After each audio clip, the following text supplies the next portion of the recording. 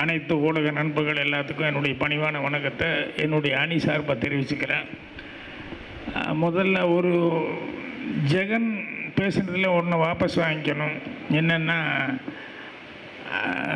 நாங்கள் ஜெயித்தா சங்கத்துக்கு நல்லது, நாங்கள் தோற்றா எங்களுக்கு நல்லது அப்படின்னு. நம்ம தோக்கிறதுக்காக வரல, நம்ம உறுப்பினர்களுக்கும் சங்கத்துக்கும் நல்லது நடக்கணும் அப்படிங்கிற ஒரே காரணத்துக்காக வந்திருக்கோம். அதனால்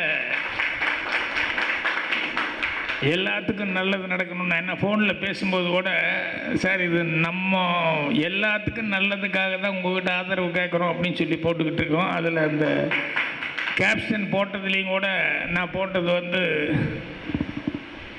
ஒவ்வொரு அரிசியிலையும் கண்டிப்பாக அதாவது இணை துணை இயக்குநர்கள் எல்லாத்து பேரும் கண்டிப்பாக பொறிச்சிருக்கும். அது இறைவனுடைய கருணை. ஆனால் அந்த அரிசியை அவங்கவுங்களே வீட்டில் சேகரிக்கிறதுக்கு வழிவகுத்து கொடுக்க வேண்டியது எங்களுடைய அணியின் கடமை அப்படிங்கிற மாதிரி தான் எழுதியிருந்தோம். அதே மாதிரி முதல் தடவை நான் பேசும்போதும் சொன்னேன், நாங்கள் அதை பண்ணுறோம் இதை பண்ணுறோன்னு சொல்லல, மீன் பிடிக்கிறதுக்கு தூண்டிலுக்கு ஏற்பாடு பண்ணுறோம், உங்கள் சாமர்த்தியம் போல் நீங்கள் மீன் பிடிச்சிக்கலாம் அப்படின்ட்டு அவங்கவுங்க உழைப்பை நம்புங்க அப்படிங்கிறத சொல்லியிருந்தோம். இப்போ தலைவர் அப்படிங்கிற முறையில் உண்மையிலேயே ஒரு அணிக்காக இமயம் அணிக்காக நான் ஒரு பெரிய உரையை ரெடி பண்ணிவிட்டு நான் பேசணும். ஆனால் அது அந்த அளவுக்கு பெரிய உரையை நிகழ்த்துறது அளவுக்கு, அதாவது அணி சம்மந்தப்பட்டதா தேர்தல் சம்மந்தப்பட்டதா சொல்கிறதுக்கு இல்லாத அளவுக்கு அந்த தேர்தல் விதிமுறை எங்களுக்கு இடம் தெரியல. அதுதான் ஜெகன் சொல்லிக்கிட்டு இருந்தார். எந்த காரணம் கொண்டும் பத்திரிக்கை ஊடக மற்ற எதுகூடையும் பேட்டி கொடுக்கக்கூடாது, தேர்தலை பற்றி பேசக்கூடாது அப்படின்னு சொல்லிட்டு ஒரு விதிமுறை இருந்தது. அதுதான் ஜெகன் கொஞ்சம் உணர்ச்சி வசப்பட்டு பேசினார். இது எல்லாத்துக்குமே அந்த ஃபீலிங் இருக்குது. என்னென்னா, தேர்தல் இருந்தால் அதுக்கப்புறம் எங்களுடைய ஃபீலிங் நாங்கள் எதுக்கு வந்தோன்னு எப்படி சொல்லாமல் இருக்க முடியும்? அப்புறம் எங்களை பற்றி ஏதாவது ஒரு குற்றச்சாட்டு சொன்னால் அப்படி இல்லை இது இப்படி தான் அப்படிங்கிற உண்மையை எப்படி சொல்ல முடியும் நாங்கள் அப்படிங்கிற மாதிரி. என்னை பொறுத்த வரைக்கும் நான் எனக்கு ரொம்ப பிடிச்ச விஷயம், அதாவது அது இங்கிலீஷில் சொல்லுவாங்க, everyone may not be nice but there is something nice in everyone அப்படின்னு. எல்லாரும் நல்லவனா இல்லைன்னா கூட ஏதாவது ஒரு நல்ல விஷயம் ஒவ்வொருத்தங்கிட்டையும் இருக்கும். அதனால தான் நான் டைரியில், நீ சந்திக்கும் ஒவ்வொரு மனிதனும் உனக்கு ஆசான், கண்டிப்பாக நீ கற்றுக்கொள்ள ஏதாவது ஒன்று அவனிடம் இருந்தே தீரும் அப்படின்னு சொல்லி நோட் பண்ணி வச்சிருக்கேன். ஸோ அதனால் கடைசி வரைக்கும் கற்றுக்கணும் அப்படிங்கிறது என்னுடைய இயல்பாகவே இருந்துகிட்டு இருக்குது. ஏன்னா இன்றைக்கி நாளைக்கு ஏதாவது ஒன்று புதுசு புதுசாக உலகத்தில் நடந்துகிட்டே இருக்குது, நிறைய கற்றுக்கிற அளவுக்கு இருக்கும் அப்படின்னு சொல்லிட்டு. இப்போ இந்த தேர்தலில் கலந்துக்கிறேன் அப்படின்னு சொல்லும்போது சொன்னாங்க, இல்லைங்க நீங்கள் யார் கூடங்கிறது புரியல, சினிமாவில் வேறு, ஆனால் இங்கே சாதாரண ஆடில் நம்ம செல்வமணி அப்படிங்கிறது அப்படின்னு சொல்லிட்டு ரொம்ப கஷ்டம், அது ரொம்ப பிரச்சனையாகி போகும் அப்படின்னு சொல்லி, இது யாராவது வேற ஆளுக்கு சொன்னால் பரவாயில்ல சார், நாளைக்கு உங்களுக்கு இவ்வளோ நாள் எடுத்த பேர் இதாகி போகும் அதாகி போகும், அதனால் உங்களுக்கு சேஃப் இல்லாமல் போயிருந்த இவ்வளோ நாள் எடுத்த பேர் எல்லாமே எவ்வளோ பெரிய பேர் எடுத்தீங்களோ அதெல்லாமே இதாகி போகும் அப்படிங்கிற மாதிரி நிறைய பயமுறுத்தல் தான் எனக்கு நிறைய வந்தது. அப்போ நான் நினச்சிக்கிட்டேன், துறைமுகத்திலே நின்றுருந்தால் கப்பல் சேஃபாக இருக்கும். ஆனால் கப்பல் அதுக்காக கட்டினாங்க, அது சூறாவளியாக இருந்தாலும் சரி எதாக இருந்தாலும் சந்திக்கணும், சந்திக்க தயாராக இருந்தால் தான் அது கரெக்டாக இருக்கும். அவர் பேட்டியில் சொல்லிகிட்டு இருந்தார், என்னென்னா இந்த மாதிரி நான் எதுக்குமே பயப்படாதவன் அப்படின்னு சொல்லி செல்லுமணி சொல்லிட்டு இருந்தார். ஆமாம், ஏற்றாத விளக்கு எவ்வளோ பெரிய புயல் காற்றுக்கும் பயப்படாது, விளக்கு ஏற்றிருந்தால் தானே அது அணைஞ்சு போகும்னு பயம் இருக்கும். அதை பார்த்து எதுக்கு சொல்கிறேன்னா, அவருக்கு எதுவுமே கிடையாது. நம்மளாம் ஒரு பயம், ஒரு வெக்கம், ஐயோ சூடு சொரணமா ஏதாவது ஒரு பிரச்சனையில் நம்ம மாட்டிக்கிட்டால் நமக்கு ரொம்ப கேவலமாகி போகணும். எதுவுமே இல்லாதவனுக்கு என்ன பயம்? ஸோ அதனால் நான் உள்ளே இறங்கும்போதே எனக்கு இது ஒரு பெரிய காமெடியாக என்னென்னா, நான் சொல்லியே சொல்கிறேன் ஓப்பனாகவே, வி சேகர் என்கிட்ட இருந்தவன் தான், அசிஸ்டண்ட்டு தான். இன்றைக்கி நல்ல புத்திசாலி, நல்ல பேச்சாளர்.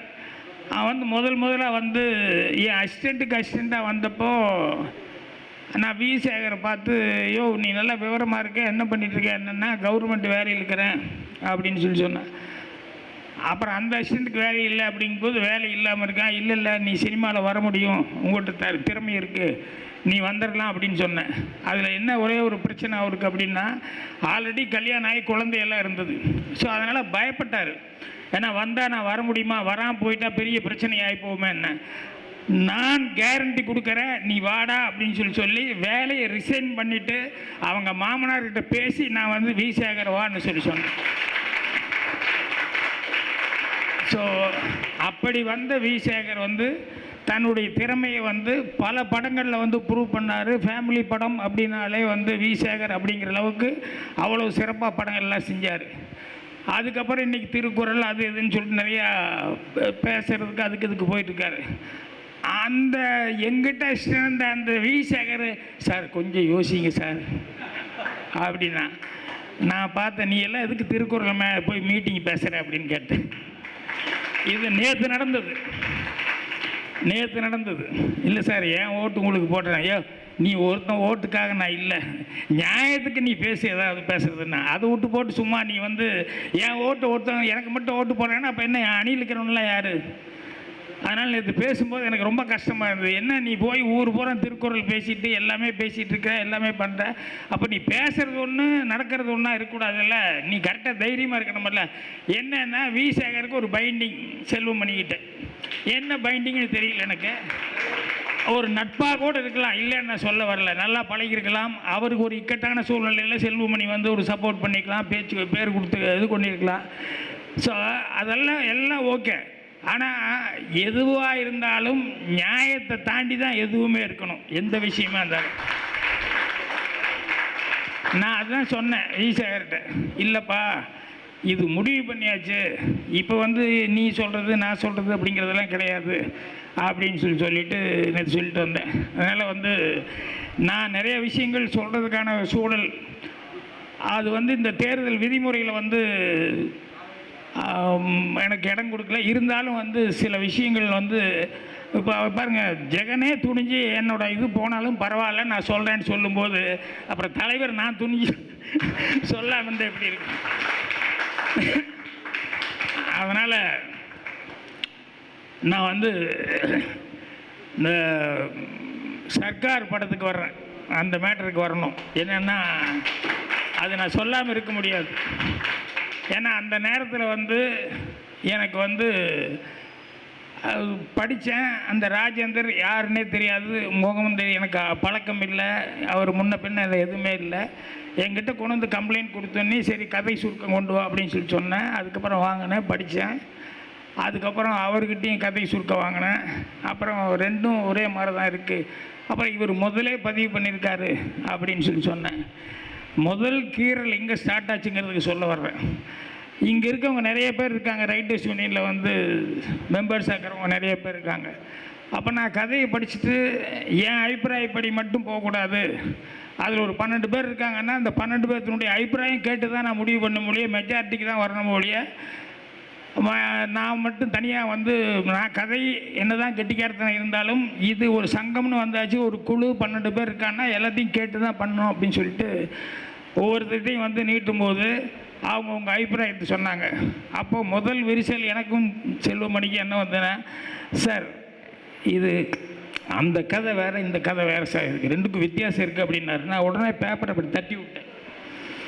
ஏன் தட்டி விட்டேன்னா, நான் முருகதாஸையே வீட்டுக்கு கூப்பிட்டு வச்சு முருகதாஸ் ரெண்டு கதை ஒன்று, இதை வெளியெல்லாம் போச்சுன்னா ரொம்ப அசிங்கமாகி போகும், வேண்டாம், ஏதோ ஒரு விதத்தில் வந்துருச்சு அப்படிங்கும்போது சைலண்ட்டாக முடிச்சுக்குவோம் அப்படின்னு சொல்லிட்டு எல்லாத்தையும் விவாதம் பண்ணி எல்லாமே பண்ணியாச்சு.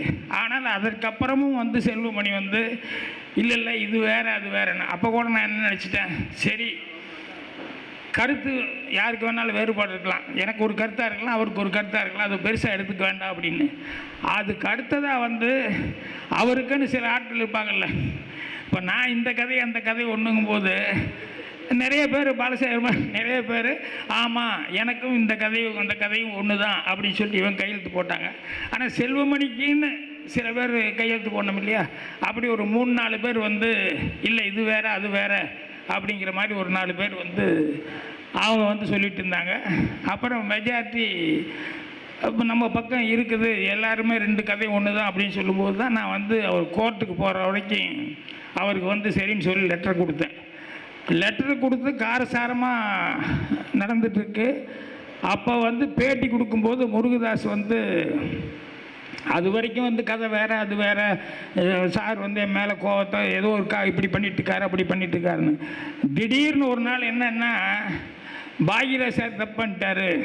என்ன அப்படின்னா மெஜாரிட்டியாக இருந்து எல்லோரும் மெஜாரிட்டியாக கையெழுத்து போட்டு கொடுத்தால்தான் அவர் வந்து லெட்டர் போட்டு கொடுக்கணும். மெஜாரிட்டியாக இல்லாமல் மைனாரிட்டி ஆட்களை வச்சுக்கிட்டு அவர் கையெழுத்து போட்டு கொடுத்துட்டாரு அப்படிங்கிற மாதிரி சொல்லி பேட்டி கொடுத்துட்டாப்புல. உடனே இதே மாதிரி அத்தனை தொலைக்காட்சி நண்பர்களை வந்து சார் முருகதாஸ் இப்படி சொல்கிறாரு, இந்த மாதிரி வந்து உங்களுக்கு மைனாரிட்டி தான், நாம 4 பேர் 5 பேரை தான் உங்கள் பக்கம் இருந்தவங்க, அவங்க வந்து 7 பேரோ 8 பேரோ வந்து அந்த சைடு 2 கதையும் வெவ்வேறுன்னு சொல்லிட்டாங்களாமே, நீங்கள் எப்படி மைனாரிட்டியாக இருந்துட்டு இப்படி பண்ணீங்க அப்படின்னாரு. அப்போ நான் சொன்னேன் அந்த பத்திரிக்காரர்கிட்ட, ஒன்றும் பிரச்சனை இல்லை, இப்போவே முருகதாஸ் வந்து சாயங்காலத்துக்குள்ளே நான் வந்து மெஜாரிட்டியோடு தான் இதை ஓகே பண்ணேன் அப்படிங்கிறத நான் ப்ரூவ் பண்ணிட்டேன் அப்படின்னு சொன்னோம்னா ராஜேந்திரன் பேரை போட்டுட்டு அவருக்கு என்ன உண்டோ அந்த அமௌண்ட்டு கொடுத்துக்கு ரெடியாக இருக்காரா, போய் கேளுங்க, சாயங்காலம் வச்சுக்கோங்க, இப்போ என்னோடய பேட்டியே வேண்டாம், இதை முதல்ல கேளுங்க அப்படின்னா. உடனே அவங்க ஃபோன் அடித்து சாரை கேட்க சொன்னீங்க, சார் சாயங்காலத்துக்குமே ப்ரூவ் பண்ணுறேன்னு சொல்கிறாரு, இப்போ என்ன பண்ணலாம் அப்படின்னு. உடனே முருகதாஸ் வந்து இந்த செல்வமணி கோஷ்டிக்கு ஃபோன் பண்ணி, ஏப்பா நீங்கள் சொன்ன நான் பாட்டு டிவிக்காரங்கிட்ட எல்லாம் சொல்லிட்டேன், மெஜாரிட்டி இல்லை மைனாரிட்டி தானே, அவர் மெஜாரிட்டி ப்ரூவ் பண்ணுறேன்னு சொல்கிறாரு, என்னையா அப்படின்னு சொல்லிட்டு அவர் இவங்களை எகிறணுன்னே இவங்க உடனே சொன்னாங்க, இல்லை இல்லை முதல்ல மினிட் புக் பிரகாரம் வந்து மெஜாரிட்டி இருந்தது, இப்போ நாங்கள் கொஞ்சம் மாற்றி கையெழுத்து மாற்றிட்டோம், மினிட் புக்கில் வந்து அவங்க முதல்ல சொன்ன அபிப்பிராயத்தை எனக்கு தெரியாமல் மாற்றி அதை மைனாரிட்டி வர்ற மாதிரி கையெழுத்து பண்ணுறது இது ஃபோர்ஜரின்னு சொல்லுவாங்க, கரெக்டாக இந்த வேலையை பண்ணிட்டாங்க. பண்ணிவிட்டு எனக்கு புக்கு பிரகாரம் மைனாரிட்டி தான், அது வந்து மெஜாரிட்டி கிடையாது புக்கு பிரகாரம் அப்படிங்கும்போது அப்போ எவனோ ஒருத்தர் கேள்வி எழுதி போய்ப்பான். என்ன கேள்வி கேட்டான்னா, ஏப்பா அன்னைக்கு கூட்டம் நடந்ததில்ல, அந்த மினிட் புக்கு எதை வச்சு எழுதுனீங்க, எதை பார்த்து எழுதுனீங்க? இல்லை சார் அந்த கூட்டம் நடக்கும்போது ஒரு டேப் பண்ணுவோம் எல்லாத்தையுமே என்ன நடந்ததுன்னு, ஸோ அந்த டேப்பை வச்சுக்கிட்டு அதில் இருக்கிறதான் போட்டு எழுதியிருப்போம் அப்படின்னா. அப்போ முருகதாஸ் வந்து கேட்டிருக்காப்புல, சார் இவ்வளவு தைரியமாக சொல்கிறாரு நான் ப்ரூவ் பண்ணேன்னு சொல்லி, நீங்கள் வந்து மைனாரிட்டி அதுன்னு சொல்லிட்டு மெஜாரிட்டி கிடையாதுங்கிறீங்க, அந்த டேப் வச்சு தானே எழுதியிருப்பாங்க, அந்த டேப் எங்கே அப்படின்னு கேட்டான். உடனே அவசரமாக ஓடி வந்து அந்த டேப்பை தேடினாங்க, ஏன்னா அதில் இருக்குமல்ல, ஸோ அதை எரேஸ் பண்ணிடணும் அப்படின்னு சொல்லிட்டு டேப்பை தேடினாங்க. அப்போ மேனேஜர் இல்லைங்க, இது முடிஞ்ச அன்னைக்கு டேப்பு பாகிராஜ் சார் எடுத்துகிட்டு போயிட்டாரு.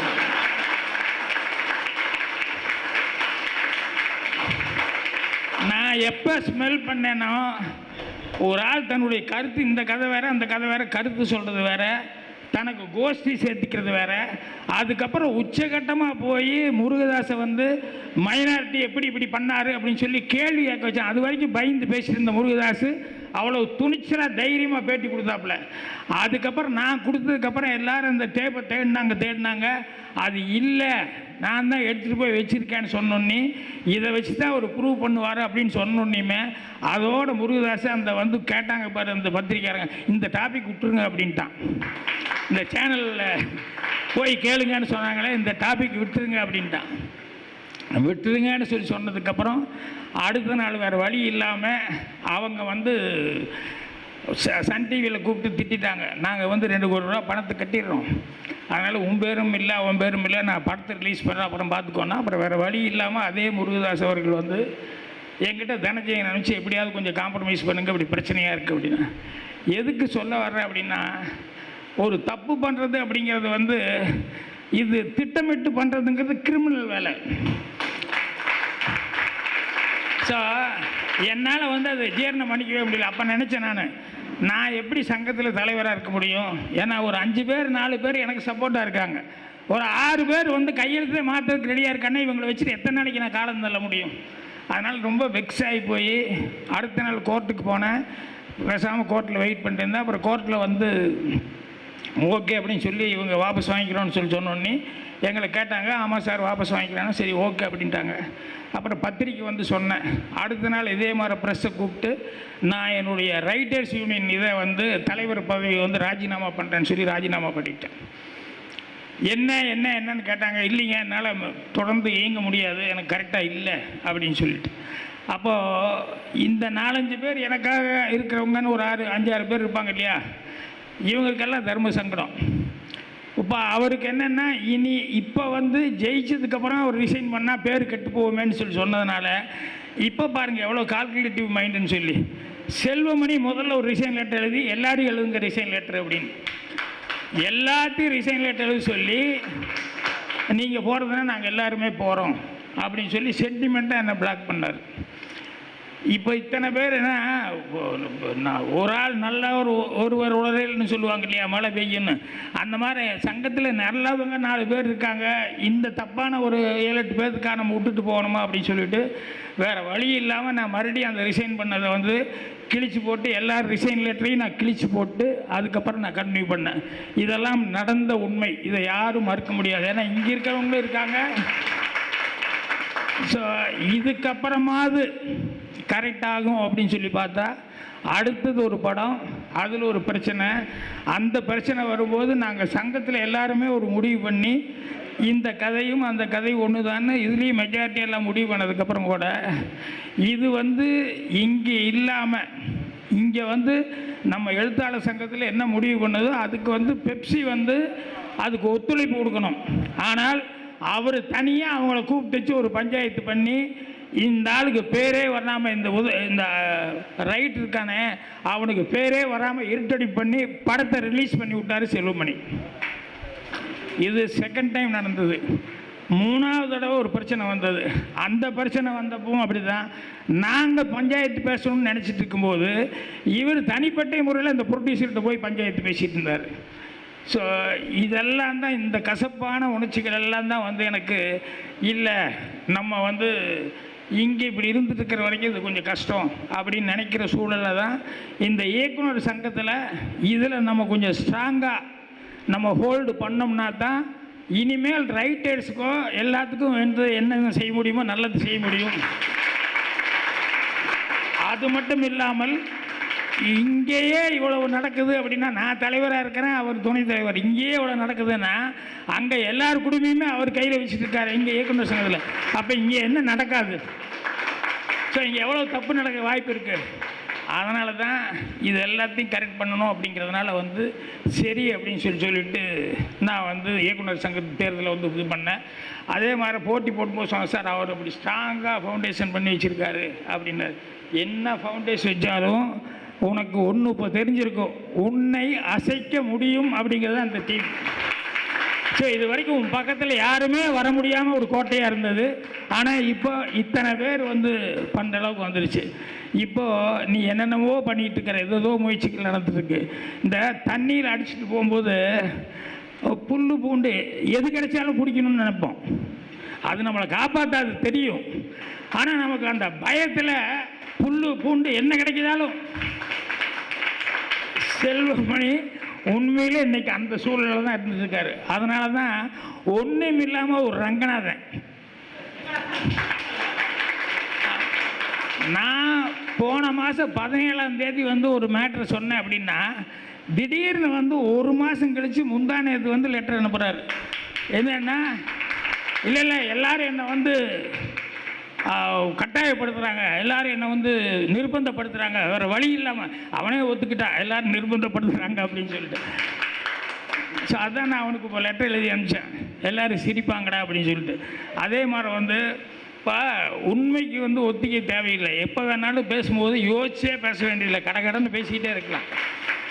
இப்போ செல்வமணி கொடுத்து வச்சுருக்காரு என்னென்னா இந்த கம்ப்ளைண்ட்டு என்னை பற்றி இப்படி கம்ப்ளைண்ட் கொடுத்துட்டாரு அந்த கம்ப்ளைண்ட் கொடுத்துட்டாரு அப்படின்னு சொல்லிட்டு. அப்புறம் சொல்கிறாரு, இது என்ன யார் வீட்டு அப்பன் சொத்து, நான் தூக்கி கொடுத்துருவேன்னு சொல்லுவேனா அப்படியெல்லாம் சொல்லி சும்மாவாது பிழையாக சொல்லிட்டு இருக்காரு, அது சொல்லிட்டு இருக்காரு அப்படின்னு. என் ஆஃபீஸுக்கு வந்து பேசுனது வந்து ஏதோ நம்ம அணியில் இருக்கிற சிபி இருக்கார், இவர் வெங்கட் பிரபு, அதுக்கப்புறம் யாருங்க எழில், இத்தனை பேர் வந்து பேசினாங்க. இப்படி பேசும்போது அன்னைக்கு வந்து சங்கத்தில் வந்து ரத்து அப்படின்னு சொல்லி சொன்னோன்னே இவங்கெல்லாம் கோவப்பட்டாங்க. என்னென்னா, இப்போ விட்டோம்னா பழைய நிர்வாகிகளே வந்து உட்காந்துக்கிட்டு தேர்தல் வர்றதுக்குள்ளே ஏதாவது தில்லுமுள்ளு பண்ணி நம்மளை தோக்கடிக்கிறதுக்கு ஏதாவது ஏற்பாடு பண்ணுவாங்க, அதனால் வேண்டாம், நம்ம போய் உள்ளே நிற்போம், அவங்கள திறக்கூடக்கூடாது அப்படி இப்படின்னு சொல்லிட்டு எல்லாம் கோவப்பட்டாங்க. அப்போ நான் பொதுவாக ஒன்று சொன்னேன், என்னென்னா, இல்லைப்பா, நம்ம போய் சட்டையை பிடிச்சிக்கிட்டு பேசுகிறது சண்டை போடுறதுங்கிறது சரியாக வராது. அதனால் அங்கே ஒரு 2 பேர், இங்கே ஒரு 2 பேர், நடுவில் எஸ்பி முத்துராமன் சார், வாசி, இவங்களை யாராவது 4 வச்சுட்டோம்னா கமிஷனர்கிட்ட போய், சார் இப்படி எங்களுக்குள்ள பிரச்சனை இல்லாமல் இருக்கணும் அப்படின்னு சொன்னோம்னா, நீங்கள் பாதுகாப்புக்கு ஒரு 2 பேர் அனுப்பிச்சி விட்டீங்கன்னா இந்த 6 பேர் பாதுகாப்பாக எல்லாத்துக்கும் தெரிஞ்சு இது எல்லாமே நடக்கிற மாதிரி இருந்தால் எந்த சண்டை சச்சரவும் வராது, அதனால் நீங்கள் எங்களுக்கு பாதுகாப்பு கொடுக்கணும், யாராவது 2 பேர் தனிச்சு, அவ்வளோதான் அப்படின்னு சொல்லிட்டு இதுக்கு தான் நான் கமிஷனர்கிட்ட போகிறேன்னு சொன்னேன். இப்போ உடனே எழில் வந்தாப்புல. அதுக்கு முன்னால் இவங்கெல்லாம் நான் பஞ்சாயத்து பேச வந்தாங்க, அப்புறம் எதோ பேசினாங்க, அப்புறம் அது சரியாக வரல. அப்போ எழில் வந்து கமிஷனர்கிட்ட போகிறீங்கன்னு சொன்னோன்னே உடனே சொன்னார், சார் செல்வமணி அவர் மேலே ஒரு 4-5 குற்றச்சாட்டு இருக்கான், அதை நான் கிளியர் பண்ணிவிட்டு ஒரு 4-5 நாளில் சங்கத்தையே அவர்கிட்ட ஒப்படைச்சிட்றேன். நான் அவருக்கு வேண்டப்பட்ட ஆட்களையே அணி ஃபார்ம் பண்ணிக்கிட்டோம், என்னோட இந்த அணியிலேருந்து கூட ஆள் எடுக்கணுங்கிற அவசியம் இல்லை அப்படின்னு சொல்லி எழில்கிட்ட சொல்லி, எதுக்கு கமிஷனர்கிட்டலாம் போகணும் அப்படின்னு சொல்லி கேட்டு, அதெல்லாம் வேண்டான்னு சொல்லி சொல்லுங்கள், நான் 4-5 நாளில் கண்டிப்பாக அவர்கிட்ட கொண்டு வந்து ஒப்படைச்சிட்றேன், அவரே வந்து அதுக்கப்புறம் ஃபார்ம் பண்ண. நான் சொன்னேன், அணி அப்படியெல்லாம் ஃபார்ம் பண்ணிட முடியாது, ஒரு 4-5 நாள் தான் நீங்கள் டைம் கேட்குறேன், 4-5 நாள் நான் கொடுக்குறேன் அப்படின்னு சொல்லிட்டு நான் கமிஷனர்கிட்ட போகலை அப்படின்னு சொன்னேன். உடனே சிபிஐ கூப்பிட்டு சொன்னேன், சிபி இந்த மாதிரி எழில் வந்து கேட்டார், நான் கமிஷனர்கிட்ட ஃபோன் பண்ணி சாரி சொல்லிக்கிறேன், நான் வர்றேன்னு சொல்லி சொன்னேன், வர முடியல சார், எங்களுக்குள்ளேயே பேச்சுவார்த்தை முடிச்சுக்கிறோம் அப்படின்னு சொல்லி இவர்கிட்ட சொன்னேன். அப்புறம் அவரும் அப்படியா சார் அப்படின்னா, அப்புறம் இந்த யூனிட் இருக்கிறவங்க எல்லாத்தையுமே எதையுமே அவங்ககிட்ட போகாதீங்க, அவங்க பிரச்சனையில் நுழையாதீங்க அப்படின்னு சொல்லி சொன்னேன். ஆனால் அவங்க வந்து தொடர்ந்து அடுத்த எலெக்ஷன் வர்றதுக்கு உண்டான என்னென்ன வேலைகள் செய்யணுமோ, ஓட்டு கேட்கறதுலேருந்து பாக்கி எல்லா வேலைகளும் செய்ய ஆரம்பிச்சோன்னே இவங்கெல்லாம் என்கிட்ட கேள்வி கேட்டப்போ என்னால் பதில் சொல்ல முடியல. வேறு வழி இல்லாமல் தான் நான் வந்து தேர்தல் கமிஷனில் போய், இன்னும் சார் இப்படி சொன்னாங்க, இப்படியெல்லாம் நடந்தது, ஆனால் இப்படி வந்து இப்போ தேர்தல் வேலைகள் அவங்க பண்ணிகிட்ருக்காங்க அப்படின்னா, செல்வமணி எவ்வளவு பாருங்கள், போன தடவை எலெக்ஷன் நிற்கிறதுக்கு 2 நாளைக்கு முன்னாலேயே அவர் எல்லா வேலையும் ஸ்டாப் பண்ணிட்டார். யாரும் ஃபோன் பண்ணுறதுக்கெல்லாம் வரணுங்கிறதில்ல, யாரும் வேலை பார்க்க வரணுங்கிறதில்ல அப்படின்னு சொல்லி இந்த சேரெல்லாம் தூக்கிட்டு போங்க, எதுக்குமே வேண்டியதில்லை அப்படின்ட்டாரு. இந்த எங்களுக்கு சேர் போட்டாங்கள ஒரு அவர் வந்து நாங்கள் சேர் எடுத்துக்கிறோம் அப்படின்னா, ஏன் சேர் எடுத்துக்கிறீங்க நீங்கள், என்ன சார் தேர்தல் இல்லையே, அதனால் அவங்கெல்லாம் சேரை எடுத்துக்கிட்டாங்க, அதனால் நீங்கள் மட்டும் சேர் போட்டு என்ன பண்ணி எங்களுக்கு சேரை கொடுங்கண்ணா. ஏய், அவங்க வேண்டான்னு சொல்கிறாங்கன்னா அது அவங்க சொல்கிறாங்கன்னா, நாங்கள் வந்து உட்காந்துட்டு இருக்கிறோம், உனக்கு காசு தானே வேணும், நீ பேசாமல் இரு. இல்லை அவங்க இல்லைன்னு சொல்லி தீர்மானமாக சொல்கிறாங்கன்னு. அப்புறம் இங்கேருந்து போய் தேர்தல் அதிகாரிகிட்ட கேட்டோம், என்னதுங்க இல்லைன்னு சொல்லி சொல்கிறாங்கண்ணே, எனக்கு எந்த தகவலும் வரலீங்க அப்படின்னா. சரி பரவாயில்ல, நம்ம வேலை பார்த்துருப்போம். அந்த 2 நாள் நாங்கள் வேலை பார்த்துருந்தோம். 3ஆவது நாள் தேர்தல் அதிகாரி சொல்கிறார், சார் ஆமாம் உண்மையிலே ரத்தாகி அது தள்ளி ஒத்தி வைக்க சொல்லிட்டாங்க, ஏன்னா இந்த கொரோனா காரணமானு. நமக்கு தெரியல, தேர்தல் இல்லை, இந்த செல்வமணிக்கு எப்படியா தெரிஞ்சது? அப்போ எங்கெங்கே எத்தனை நாளை வச்சுருக்கணும் இவர். ஸோ இப்போ நம்ம ஆளு கேட்டாங்க, சார் போன தடவை ஏமாந்துட்டோம், 2 நாள் எக்ஸ்ட்ரா சேருக்கு காசு கொடுத்துட்டு நம்மளாம் உட்காந்துருந்தோம், சோறு தின்ட்டு உட்காந்துருந்தோம். இப்போவும் நீங்கள் அவங்க சொன்னாங்க சங்கத்தை ஒப்படைக்கிறேன்னு சொல்லி சொன்னாங்க, நீங்களே அணி ஃபார்ம் பண்ணிக்கிறேன்னு சொல்லிட்டு எங்களை எல்லாம் உட்கார வச்சுருக்கீங்க. நாளைக்கு திடீர்னு வந்து அவங்க தேர்தல் கொண்டு வந்துட்டாங்கன்னா நம்ம எப்போ போய் வேலை பார்க்குறது? நம்மளால் வேலையே பார்க்க முடியாது. அதனால் நீங்கள் உடனடியாக ஏதாவது ஒன்று பண்ணுங்கள், அந்த சங்கத்துக்கு அவருக்கு எழுதுங்க தேர்தல் அதிகாரிக்கு அப்படின்னுலாம் சொல்லி, அதுக்கப்புறம் தான் தேர்தல் அதிகாரிக்கே நான் இது பண்ணேன். அன்னைக்கு அதே மாதிரி 27 தேர்தல் எங்களுக்கு வரல லெட்ரு, ஆனால் செல்வமணி 27 தேர்தல்னு அவரு துரிதமாக இது பண்ண. ஸோ எங்கெங்கே ஆட்களை வைக்க முடியுமோ அவ்வளோ இடத்துல ஆட்களை வச்சு எல்லாம் பண்ணிருக்காரு. இதனால தான் விசேகரெல்லாம் பயந்துட்டான். என்னென்னா சார் வந்து அவர் பேர் தப்பாயிட்டான், என்ன பண்ணுறது, அதனால் செல்வமணி கூட மோதனமா சார் அப்படின்னு சொல்லிட்டு. அப்படியெல்லாம் இல்லை. நாங்கள் ஒரே ஒரு இது என்னென்னா, நல்லது நடக்கணும், ரைட்டர்ஸ் யூனியனில் போகிற வரைக்கும், நம்ம வெளியே இருக்கிற வரைக்கும் எனக்கு பிரச்சனை இல்லை. ஏன்னா சரி எங்கேயோ என்னமோ நடந்துட்டுருக்குது அப்படின்னு சொல்லி விட்டுட்டேன். உள்ளே போனதுக்கப்புறம் தப்பு நடக்கும்போது என்னால் தாங்கிக்க முடியல. அதனால தான் தைரியமாக இருந்தேன். அதே மாதிரி தான் இப்போவும் வந்து இந்த சங்கத்தில் அங்கேயே எவ்வளோ தப்பு நடக்குதுன்னா, அப்போ இந்த சங்கத்தில் அது 15-20 வருஷமாக எவ்வளோ நடக்கணும். இப்போ ஒரே ஒரு இது, நல்லா சம்பாதிச்சு ஆண்டு அனுபவிச்சு இருந்து பழகிட்டாங்க. இது இப்போ இடத்த காலி பண்ணு அப்படின்னா அவங்களால அதை முடியவே முடியல. அது மட்டும் இல்லை, செல்வமணிகிட்ட வேற ஒருத்தர் சொல்லிட்டாங்க, சார் ரைட்டர்ஸ் யூனியன் பண்ணிட்டாரு, இப்போ டைரக்டர்ஸ் யூனியன், அடுத்தது அங்கே தான் பெப்சி தான். நான் பெப்சி ஐடியாலே இல்லை. ஆனால் இப்படி சொல்ல சொல்ல அவர் அறியாமையே அவருக்கு ஒரு பயம். அதனால் இப்போ என்ன சொல்கிறது எது சொல்லுன்னு தெரியாமல் நான் முதல்ல சொன்ன நல்ல உதாரணம் தான். தண்ணி அடிச்சுட்டு போகும்போது என்ன புல் பூண்டு என்ன கிடைச்சாலும் பிடிக்கணும்னு நினைப்பாங்க இல்லையா, அந்த சூழலில் அவர் இருந்துருக்காரு. நேற்று ஒரு பதிவில் வந்து உதாரணம் சொல்கிறாரு. தூரல் நின்று போச்சுல, சிவராமனுக்கு வந்து நான் கொஞ்சம் ஆயில் பூசி விடுவேன். எங்கூட துணை மாப்பிள்ளையாக வந்தான். ஒரு ஆயா வந்து சொல்லி என்னை விட அவன் அழகாக இருக்கான்னு சொன்னோடனே அடுத்த நாள் அவனுக்கு ஆயில் பூசி கூப்பிட்டு போவேன். நீ ஒரு டைரக்டரு, இது காமெடிக்காக பண்ண சீனு. பாக்யராஜ் இப்படித்தான் அடுத்தவங்களுக்கு வந்து கறி பூசுவார். என்னையா உதாரணம், உன்னுடைய உதாரணம் என்ன? ஸோ உச்சகட்ட பீதிக்கு நீ போயிட்டாங்கிறத இந்த மாதிரி இதெல்லாம். இப்போ உன் படத்தில் ரேப் சீன் வருது, செல்வமணியே ரேப் பண்ணுறாள்னு நான் சொன்னால் நல்லா இருக்குமா? இல்லை, எதை உதாரணம் சொல்கிறதுன்னு ஒரு கணக்கு வேண்டாமா? ஒரு காமெடிக்காக சொல்லி உலகம் பூரா இன்னைக்கு அவர் யோசிச்சுருக்கான். அதை எடுத்துகிட்டு பாக்யராஜ் கேரக்டரே அதுதான்னா நீ என்ன, நீ டைரக்ஷன் பண்ண, எப்படி டைரக்ஷன் பண்ண?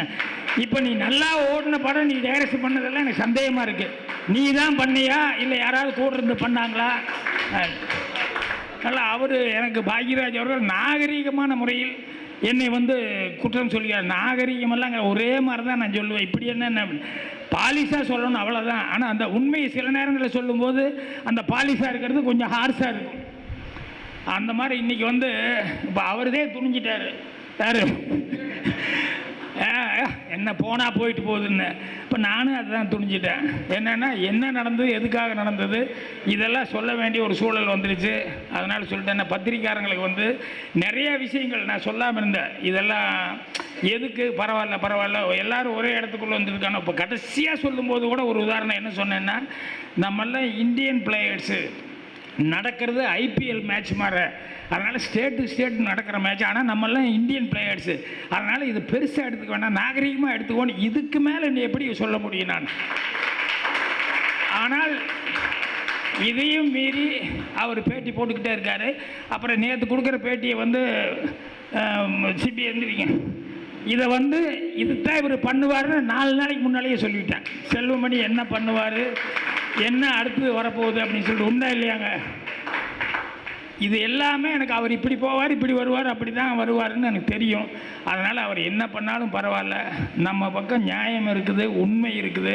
அதனால் துணிஞ்சு என்ன ஆனாலும் பரவாயில்லன்னு சொல்லிட்டு ஃபைட் பண்ணணுன்னு தான் வந்திருக்கோம்.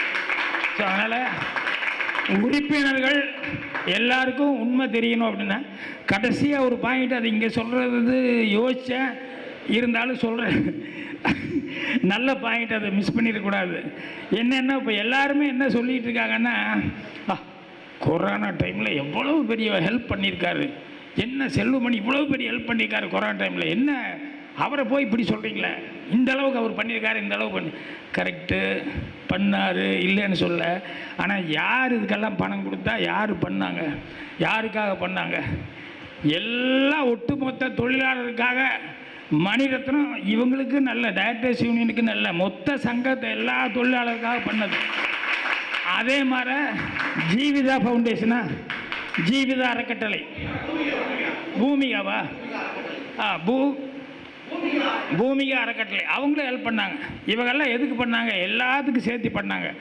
ஆனால் நீ வந்து என்னமோ நீ உன் வீட்டிலேருந்து காசு எடுத்து வந்த மாதிரியே இது வரைக்கும் சொல்லிட்டு இருக்க வழிய நீ உண்மையை வந்து சொன்னியா? நீ என்ன, நான் தெரியாமல் கேட்குறேன். நம்ம ஆளுக்கு கேட்டாங்க ஒருத்தர், ஏப்பா இவ்வளவு பண்ணார், கொரோனாக்கு அதை பண்ணோம் இதை பண்ணோன்னு திருப்பி திருப்பி அவரே சொல்லிட்டு இருக்காரு. கொடுத்த ஒரு மனிதத்தனுக்கு ஒரு பாராட்டு விழா நடத்தினேன் அன்றைக்கி இது வரைக்கும்.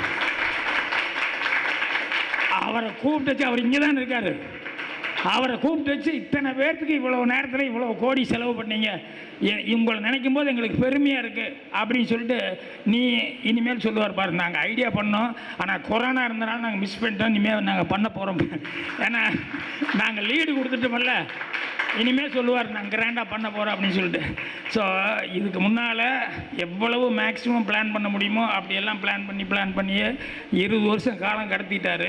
ஆனால் இனிமேல் அப்படி காலம் கடத்த முடியாது. என்னென்னா உண்மை என்றைக்காவது ஒரு நாளைக்கு வெளியே வர்றதுக்கான ஒரு சூழல் வரும். இன்றைக்கி வந்துருச்சு. இப்போ இவங்க எல்லாமே வந்து என்னென்னா, நான் வந்து நீங்கள் வாங்க அப்படிங்கிற மாதிரி சொல்லி நான் சேர்த்துனது அப்படிங்கிறது இல்லை. நான் பாண்டியராஜனவா பார்த்திபனவா அப்படின்னு சொன்னேன்.